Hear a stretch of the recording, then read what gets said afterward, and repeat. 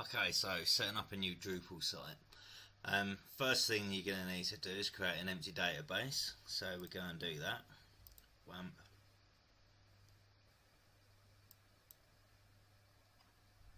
We go to PHP myadmin. If you're using local, unless you've done something different, it'll be root without a password. Click databases, and then we've got to create a database. This is going to be called Avatech. Sorry.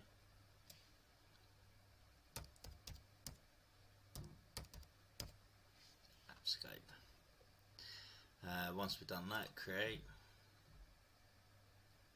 and that's the database created. Now what we need is our software. So what we're going to do there is I'm going to go and create a new directory inside my www. So new folder, and I always called it the name of the website. This one hasn't actually got a name yet, so we're going to make it up.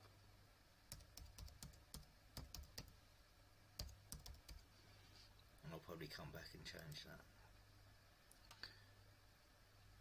Okay, so now we've done that, we go to our command line tool, and okay, so now I'm gonna go to the directory. Cool, so here's our empty directory. So I'll get the first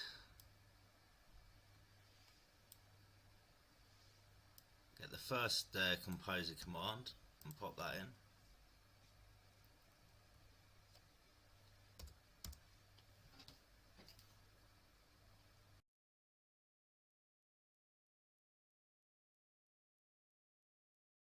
So now composer's finished executing that command. We've now got Drupal is all the software is there to run the installer.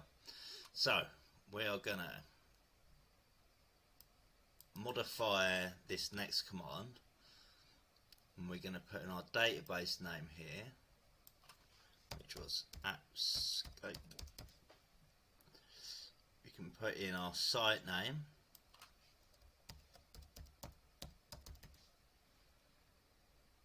And then the rest is fine. So if I go to the end, sorry,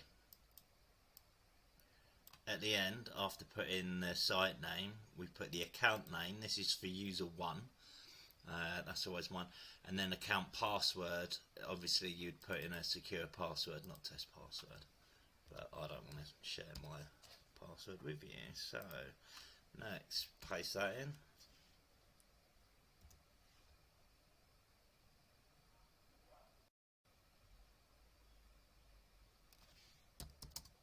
So you've got to go into the root of the site.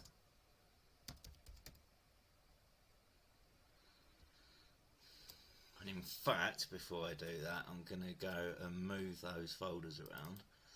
So at the minute it's in some directory. I'm going to copy all of them.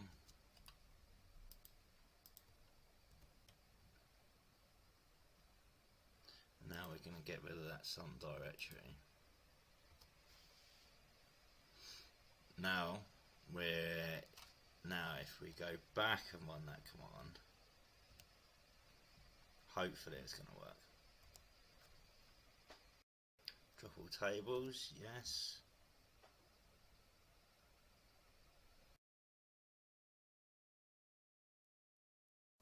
Okay, now that the Just installation is complete, now essentially our site's all installed and ready to look at.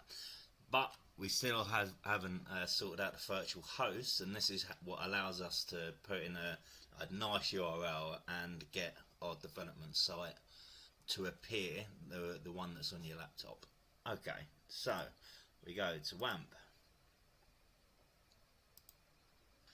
We go to localhost, click add a virtual host. First of all, I always call mine the domain name, but I finish it with WAMP. The second thing you need to do is you need to tell WAMP what folder to serve. So that is going to be C. Create that. Now what we need to do is go and restart our WAMP server.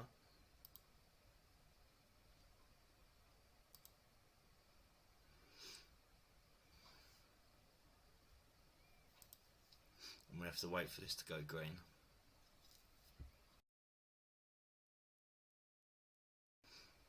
Okay, now that's restarted, we need to do one more thing. Drupal 10 at the moment, the recommended release of PHP is 8.1, so I need to change my Drupal version, PHP version to that, otherwise I'm going to get errors. Okay, cool.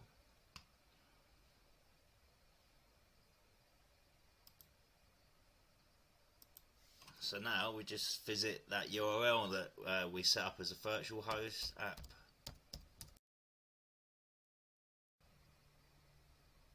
And there we go, there's our new Drupal site, and you can log in using the credentials that we used before.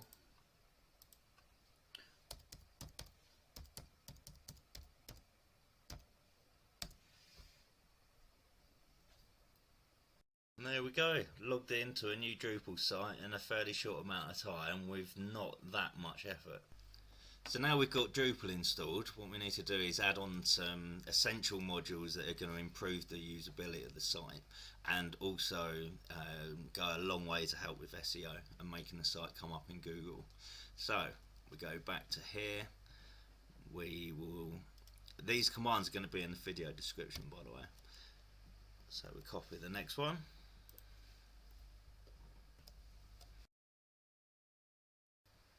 Okay, so now we've got all the extra modules we're wanting.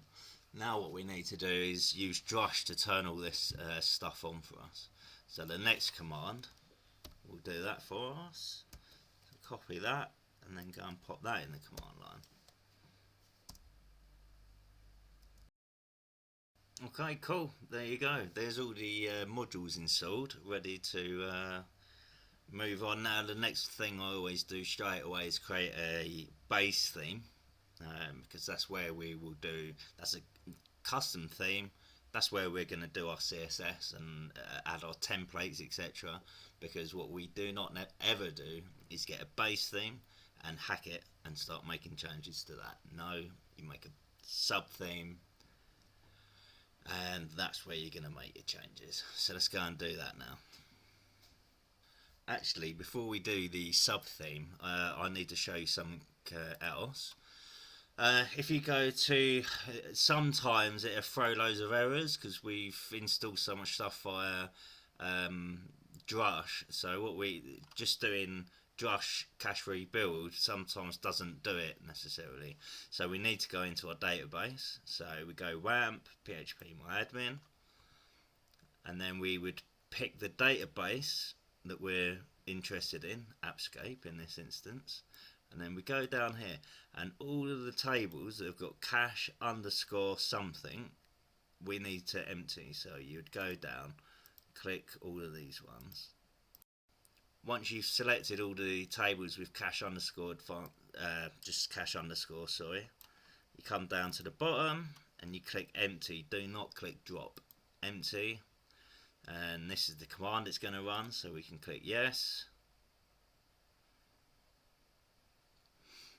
And yes, so if you go to the website and you get errors, that's what you want to do, and then the site should load. Okay, let's get to doing that base theme. So what we're going to do, we're going to go appearance, and then settings, and then Bootstrap 5. Okay, once we get to the Bootstrap 5 settings page, we're going to scroll down the bottom of the page and we're going to click sub theme. We can leave that as the default, and if it's not in there then you should put it in there. Sub theme name, this for me is going to be Appscape. Oh, Mr. P. And then that'll be fine. And then the sub theme machine name for me is going to be Appscape theme. But obviously you would call the theme, you know, whatever's relevant to the website you're working on. So I'm going to click create. And then what we're going to do, we're going to go extend and then just click that.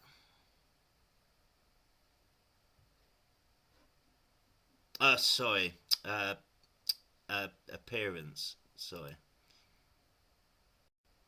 And here we can see all the different themes that were installed on the site. Bootstrap's already enabled for you because the Josh command done that. And now down the bottom we can see the sub theme that I just made. I'm going to install and set this as default. Okay, cool. So we can now see my sub theme is now the default theme and Bootstrap 5 is enabled. It's important to understand this must be enabled for the new sub theme to work, and to also understand a little bit about the mechanics of this.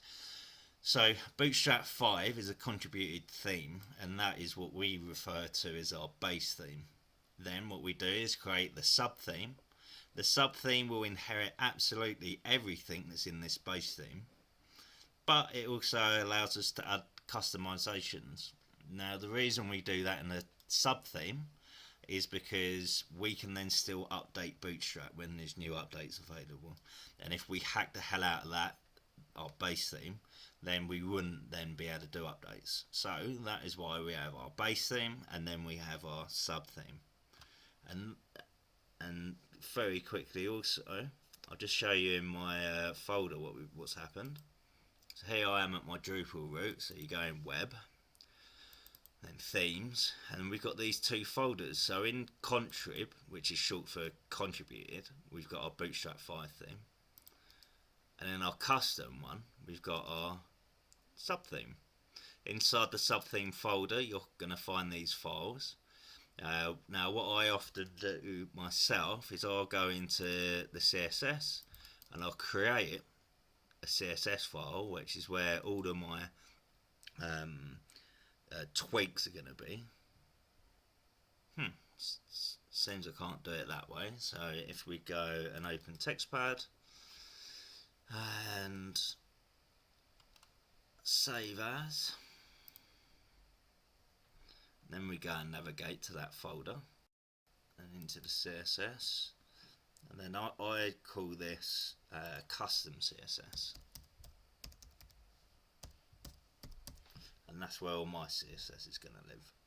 So we can save that. So now we've got a CSS file. The next thing is we need to tell Drupal where that CSS file lives. So again, I'm going to go into web, themes, custom.